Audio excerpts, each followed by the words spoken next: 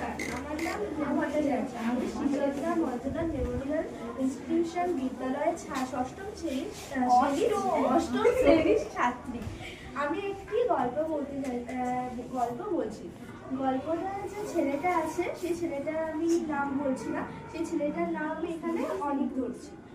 সেই ছেলেটা তার খুবই ছোটবেলায় সে তার মা বাবাকে হারায় এবং তার কাকিমার কাছে বড় হয়। তারা খুবই গরিব ছিল, তারা মাঠে চাষবাস করতো। সেই ছেলেটা রোজই দুপুরবেলা এসে বাসি ভাত খেত। তখন সে একদিন গাছের তলায় বসে খুবই কেঁদে তার মা বাবাকে মনে করছিল। তখন হঠাৎ একজন দেবী সেখানে উপস্থিত হয়। সেই দেবী তাকে একটি উপহার দেয়। সেই উপহার নিয়ে সে খুবই আনন্দিত হলো এবং সেটাকে খুবই যত্ন করে রেখে দিল।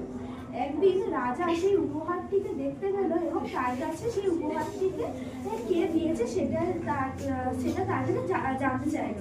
তখন সেই ছেলেটি সে কথা তাকে বলে দেয় যে এরকম ভাবে দেবী তাকে এই উপহারটা দিয়েছে।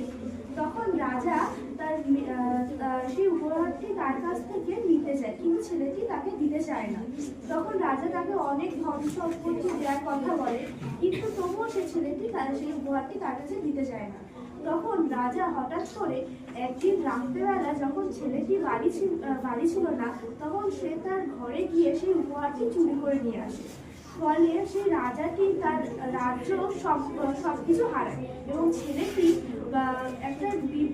একটা কারণে সেই সবকিছু রাজ্যকে ফিরে পায়। তখন রাজাটি বুঝতে পারলো যে চুরি করা নমস্কার।